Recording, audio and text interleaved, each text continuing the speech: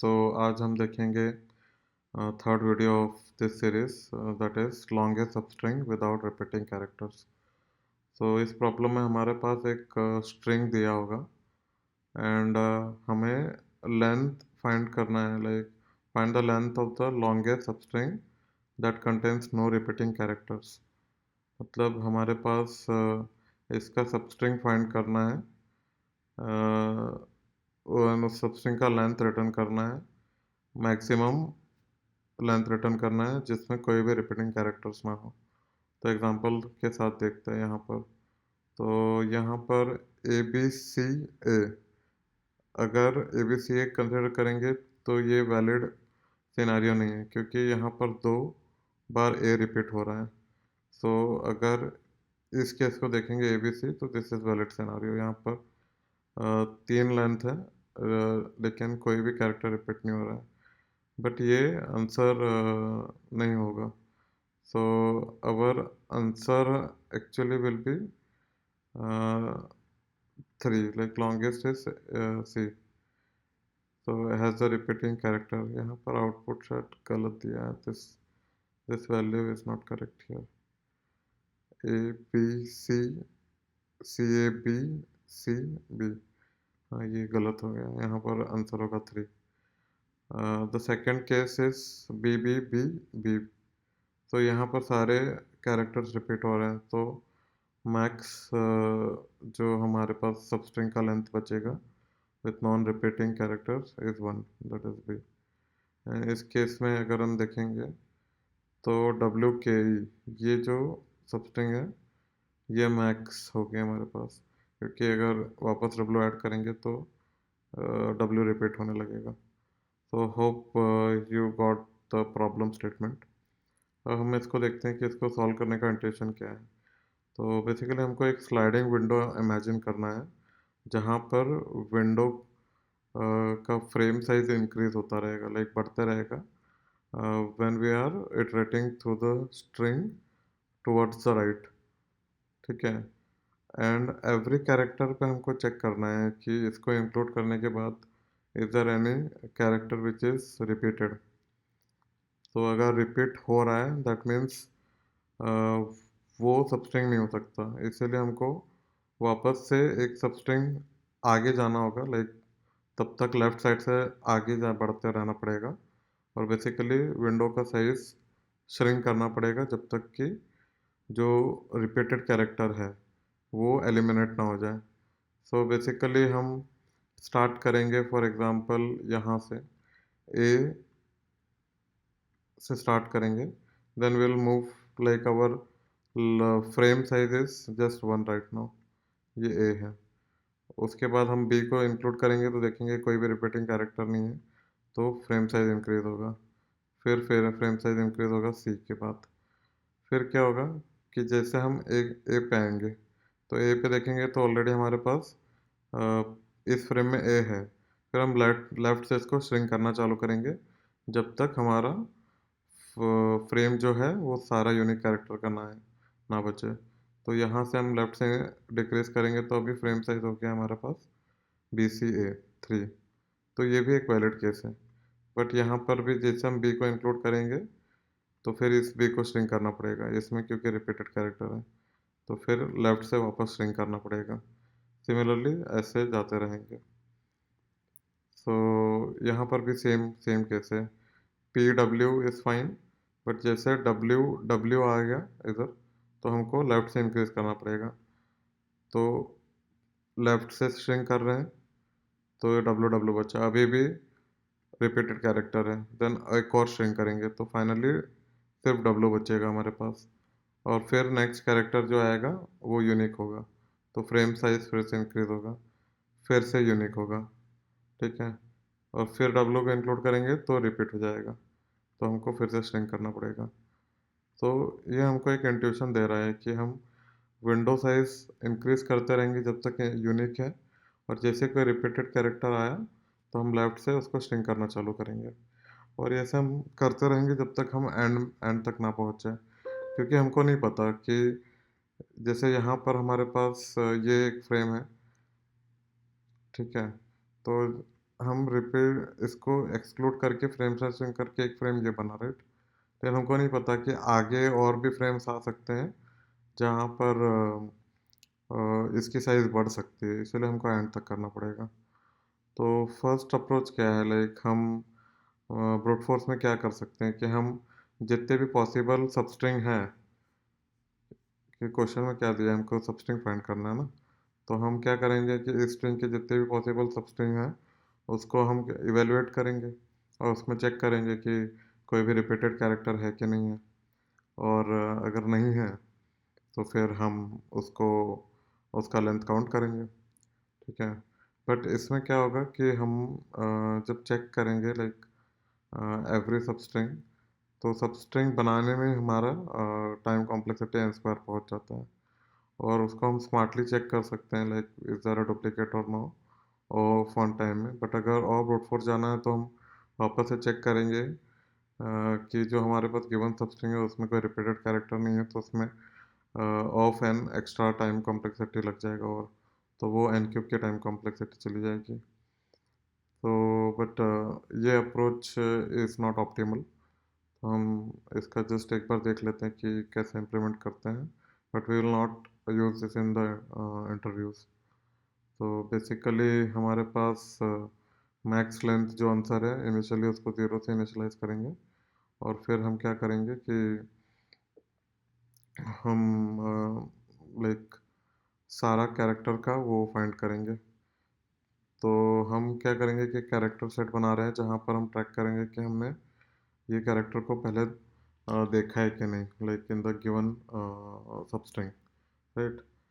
तो यहाँ पर लाइक फर्स्ट कैरेक्टर से स्टार्ट इटरेट करेंगे, and then it will iterate from like यहाँ से लेके एंड तक का, राइट। तो हम पॉसिबली लाइक सारे सबस्ट्रिंग्स बना रहे हैं, and we will try to store each character into the seen window. तो नेक्स्ट टाइम जब आएगा यहाँ पर कोई द सेम कैरेक्टर, तो दैट मीन्स कि वो substring is not valid candidate, right. तो वैलिड कैंडिडेट नहीं है तो उधर हम ब्रेक कर जाएंगे, नहीं तो हम उसको वापस से ऐड करेंगे। और ऐड करने के बाद जो मैक्स लेंथ है वो हम कैलकुलेट करेंगे लाइक वो सबस्ट्रिंग का। तो सबस्ट्रिंग का मैक्स लेंथ कैलकुलेट करने के फार्मूला क्या होगा कि j-1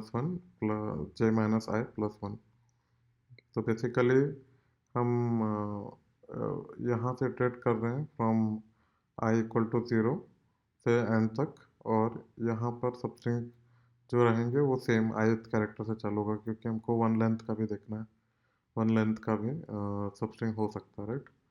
तो इसीलिए j is equal to I से स्टार्ट होगा, वो भी end end of the string जाएगा। And every time we are checking that character, हम उसको चेक कर रहे हैं, अगर ऑलरेडी सीन है तो फिर हम स्टॉप कर देंगे, अगर सीन नहीं है तो हम ऐड करेंगे और सबस्ट्रिंग के लेंथ इंक्रीज करने का ट्राई करेंगे, like will continue the iteration. Same as solution here and go. So इसमें हो गई हमारी टाइम कॉम्प्लेक्सिटी एन स्क्वायर, और space complexity is minimum of N comma M, जो कि छोटा है।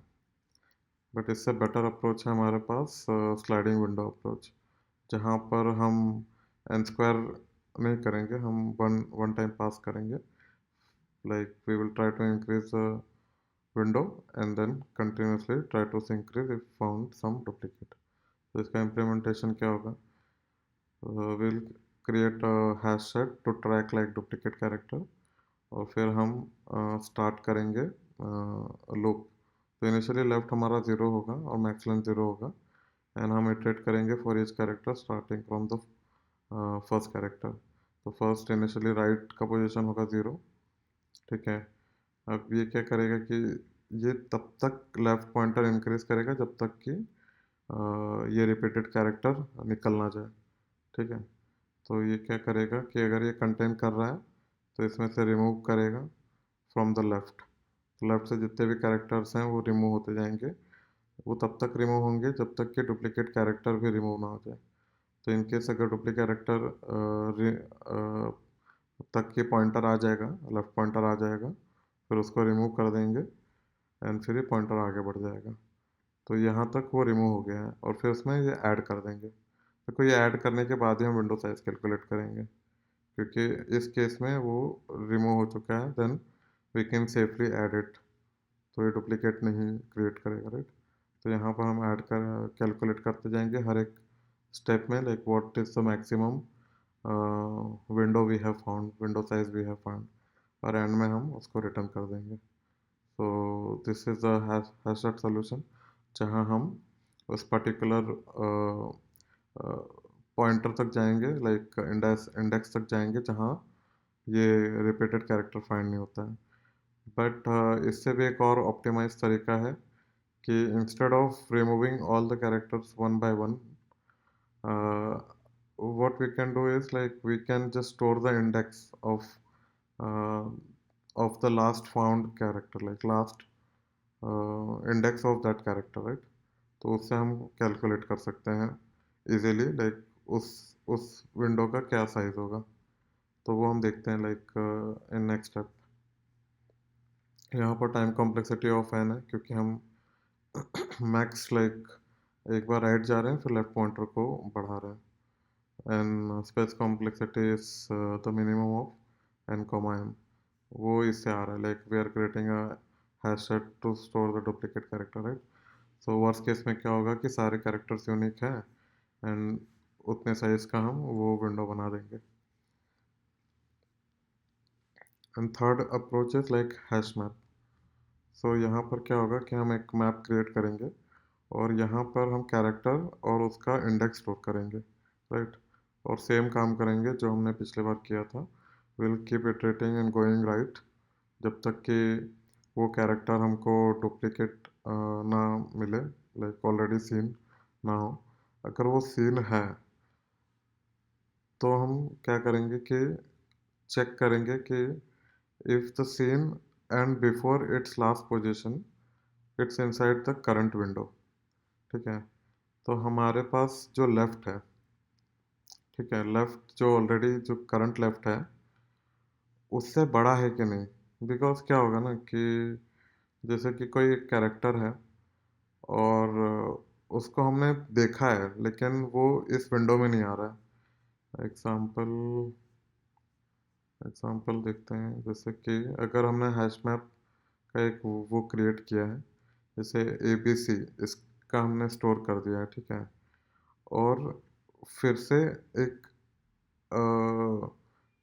दूसरा कैरेक्टर आता है, समझ लेट से D, ओके।